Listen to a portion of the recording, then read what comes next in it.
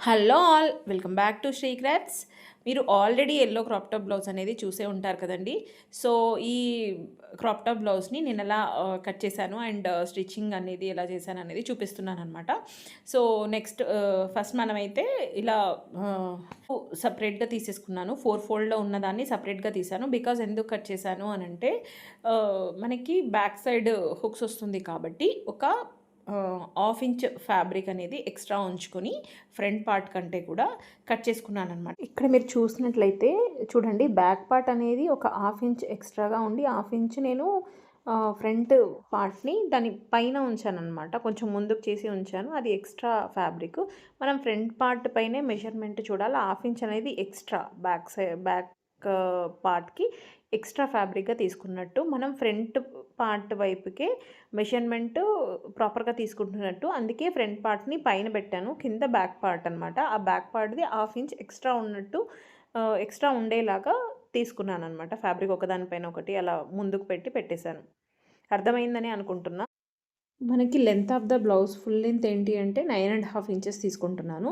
So 9.5 అంటే 10.5 మనకి తీసుకున్నట్లయితే మనకి రెడీ బ్లౌజ్ వచ్చేసి 9.5 వచ్చేస్తుంది. అండ్ షోల్డర్ వచ్చేసి 5.5 దగ్గర మార్క్ చేశాను.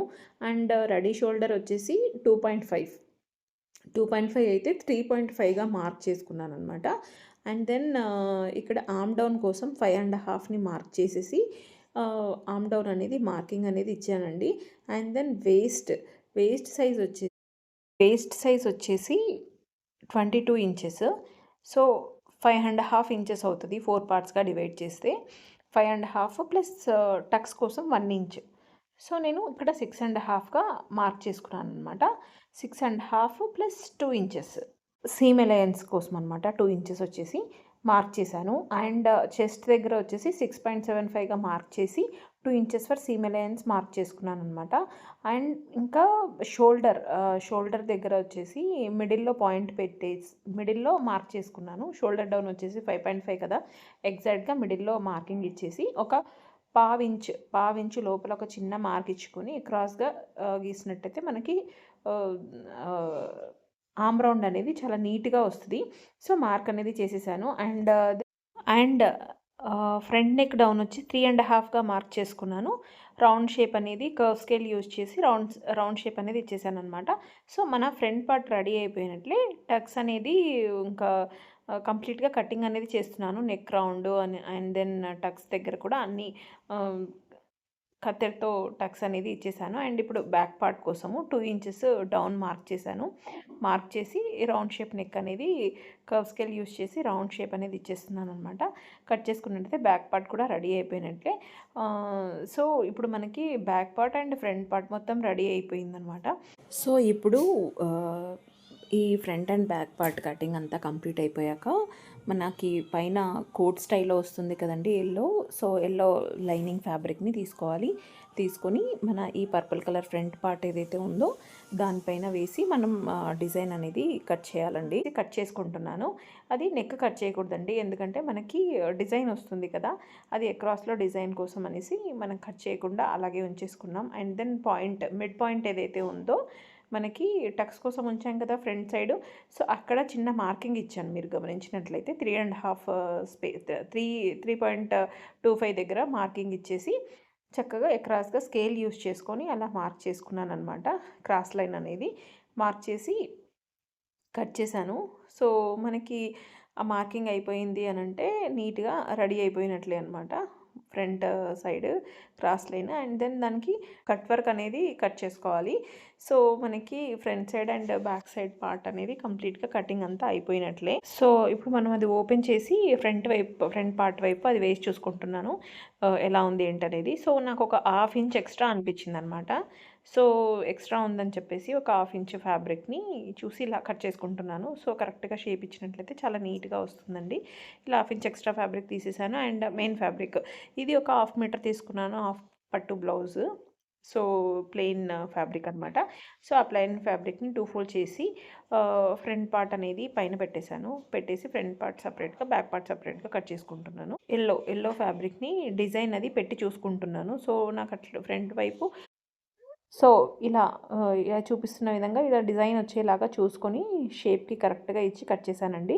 అండ్ బ్యాక్ పార్ట్ కోసం కూడా ఇలా 2 ఫోల్డ్‌లో చేసుకొని కటింగ్ అనేది చేసేయాలి. Front part and back part కూడా నీట్‌గా కటింగ్ అనేది అయిపోయిందండి. ఆహ్, సో, నెక్స్ట్ ఇప్పుడు ఏంటంటే నేను main fabric Chanderi silk fabric కాబట్టి చాలా పల్చగా ఉంది. మనం లైనర్ కానీ యూజ్ చేయొచ్చు. నేను 2 లైనింగ్స్ యూజ్ చేద్దాం అనుకుంటున్నా. అందుకే క్రేప్ ఫ్యాబ్రిక్ లెహెంగాకి యూజ్ చేసింది ఉండింది. సో, దాన్నే నేను లైనింగ్ వేసి ఎగ్జాక్ట్ లైనింగ్ షేప్‌లో కటింగ్ అనేది చేసేసుకుంటున్నాను. సో, మనం ఇక స్టిచ్చింగ్ చేసేసుకోవడమే. సో, స్టిచ్చింగ్ కోసం ముందుగానే ఫ్రంట్ పార్ట్‌కి వచ్చే యెల్లో ఫ్యాబ్రిక్ ఏదైతే ఉంది కదండీ! సో, నేనేం చేశానంటే కాటన్ లైనింగ్‌కి ఈ బక్రం పీస్ కట్ వర్క్‌లో నీట్‌గా ఇలా కట్ చేసుకొని రెడీగా స ఐరన్ చేసి స్టిచ్ చేసేసాననమాట.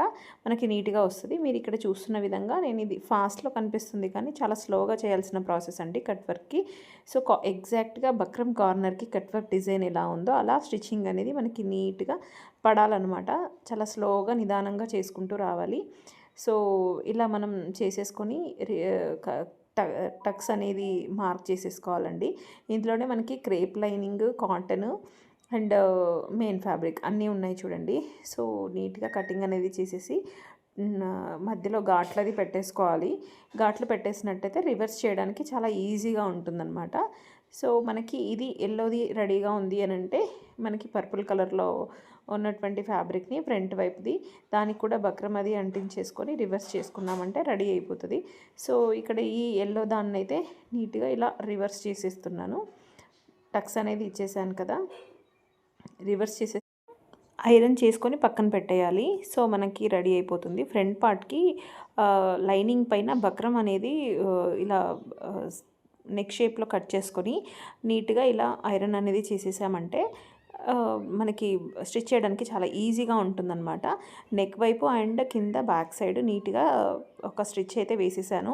అండ్ ఎక్స్ట్రా ఫ్యాబ్రిక్ ఏదైతే ఉందో అదంతా కటింగ్ చేసేసుకొని నెక్ వైపు ఘాట్లది పెట్టేసుకుంటే రివర్స్ చేయడానికి ఈజీగా ఉంటుంది. మనకి ఫ్రంట్ పార్ట్ వైపు రివర్స్ చేసాము అని ఫ్రంట్ పార్ట్ రెడీ అయిపోయినట్టు. సో, ఫ్రంట్ పార్ట్ షోల్డర్ కూడా జాయిన్ చేసేసాను. రివర్స్ చేశాక లైనింగ్ అండ్ మెయిన్ ఫ్యాబ్రిక్‌ని జాయిన్ చేసి రెడీగా ఉంచేసుకోవాలి. అండ్ ఈ యెల్లో ఫ్యాబ్రిక్ అట్లా పైన పెట్టి చూస్తున్నాననమాట ఎలా వచ్చిందనేది. అండ్ నెక్స్ట్ మనం బ్యాక్ పార్ట్‌ని కూడా లైనింగ్‌కి ఇలాగే బక్రం అది స్టిక్ చేసేసి చూడండి ఇలా పిన్నింగ్ అనేది చేసేసుకున్నామంటే ఇంకా కదలదనమాట. నీట్‌గా మనకు స్టిచ్ చేయడానికి ఈజీగా ఉంటుంది. నెక్ దగ్గర స్టిచ్ అనేది వేస్తున్నాను చూడండి. నెక్ దగ్గర స్టిచ్చింగ్ అనేది వేసేసుకోవాలండి. చాలా ఒక సింగిల్ స్టిచ్‌తోని మన ఫినిషింగ్‌తో వస్తది బక్రం ఉందంటే. కింద వైపు కూడా బ్యాక్ సైడ్‌లో ఒక 1/2 ఇంచ్ చూసుకొని కటింగ్ అనేది చేస్తున్నాను. అండ్ ఎక్స్ట్రా ఫ్యాబ్రిక్‌నంతా కూడా కటింగ్ అనేది చేసేస్తున్నాననమాట. టక్స్ అది పెట్టేసి రివర్స్ అనేది చేయాలి. రివర్స్ చేసేసాము అనంటే మనకి నీట్‌గా వస్తది. ఇక్కడ చూపిస్తున్నట్లుగా మనకి చంక వైపు క్రాస్ కట్‌లో ఫ్యాబ్రిక్ అనేది కటింగ్ చేసుకోవాలండి. క్రాస్ కటింగ్‌లో చేసేసి మనం ఫ్యాబ్రిక్‌ని స్టిచ్ అనేది వేసేసుకున్నామంటే ఒక 1/2 ఇంచ్ ఫ్యాబ్రిక్‌ని ఇలా ఫోల్డ్ చేసేసి స్టిచ్ చేస్తే మనకి చంక వైపు నీట్‌గా ఫినిషింగ్‌తో వస్తదనమాట. మీరిక్కడ గమనించినట్లయితే. మళ్ళీ నేను దాని రివర్స్‌లో లోపల వైపుకి లైనింగ్ వైపుకి ఫోల్డ్ చేసి స్టిచ్ అనేది వేసేస్తున్నాను. చూడండి ఇలా ఫినిషింగ్‌తో వస్తదనమాట మనకి. సో, క్రాస్ పట్టీ అనేది కట్ చేసి ఇలా ఫినిషింగ్‌తో ఫోల్డ్ చేసేసి స్టిచ్చింగ్ అనేది చేసేయాలి. ఫ్రంట్ వైపు కూడా సేమ్ ఆర్మ్ వైపు ఏదైతే ఉందో ఫ్రంట్ వైపు కూడా అలాగే చేయాలి. అండ్ ఆ యెల్లో ఫ్యాబ్రిక్ ఫినిషింగ్ కూడా సేమ్ ఇలాగే చేయాలండి. సో, ఇవన్నీ కలిపి నీట్‌గా మనకి ఫ్రంట్ వైపు జాయిన్ చేసేసుకోవాలి. అండ్ ఇక్కడ మీరు చూస్తున్నట్టు బ్యాక్ సైడ్ ఏదైతే ఉందో లైనింగ్ అండ్ మెయిన్ ఫ్యాబ్రిక్ మిడిల్‌లో కట్ చేశాను కదా! అక్కడ ఒక స్టిచ్ అనేది వేసేస్తున్నాను. అండ్ ఇక్కడ చూడండి ఇప్పుడు ఫ్రంట్ వైపు కూడా నేను క్రాస్ కట్‌లో ఫ్యాబ్రిక్ కట్ చేసి కాటన్‌ది నీట్‌గా స్టిక్ అనేది చేసేస్తున్నాను. అలా చేసినట్టయితే మనకి నీట్‌గా ఉంటుందన్నమాట. ఇప్పుడు ఫ్రంట్ వైపు, బ్యాక్ సైడ్ 2 కలిపి షోల్డర్స్ అయితే జాయిన్ చేసేసాను. అండ్ దెన్ హుక్ పట్టీ, ఐ పట్టీ కోసం స్టిచ్చింగ్ అయితే చేస్తున్నానన్నమాట. ఇక్కడ ఐ పట్టీ కోసం అయితే స్టిచ్చింగ్ అయితే జరుగుతుంది. ఒక 1 ఇంచ్ ఫ్యాబ్రిక్‌ని మెయిన్ ఫ్యాబ్రిక్ అండ్ లైనింగ్ ఫ్యాబ్రిక్‌ని అటాచ్ చేసుకొని ఇలా రివర్స్‌లో స్టిచ్చింగ్ అనేది వేసేస్తే నీట్‌గా వచ్చేస్తది అండి ఇక్కడ చూపిస్తున్నట్టు.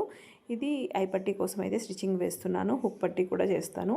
ఇది ఒక 1 ఇంచ్ ఫ్యాబ్రిక్ తీసుకున్నట్టయితే 1/2 ఇంచ్ హుక్ పట్టి అనేది నీట్గా వచ్చేస్తుంది. అండ్ ఇటువైపు ఏమో ఐపట్టి అనేది చేయాలి. ఇది జస్ట్ లైనింగ్ ఫ్యాబ్రిక్, ఒక 1 ఇంచ్ లైనింగ్ ఫ్యాబ్రిక్ ఉన్నట్టయితే సరిపోతుంది. 1 ఇంచ్ ఫ్యాబ్రిక్ని 2 ఫోల్డ్ చేసేసుకొని 1/2 ఇంచ్ అవుతుంది. సో అలా స్టిచ్ అనేది వేసేసి రివర్స్ చేసేసుకొని మళ్ళీ పైనుంచి ఒక స్టిచ్చింగ్ అనేది వేయాలి. బికాజ్ అది ఫినిష్డ్గా నీట్గా వస్తుంది అనమాట.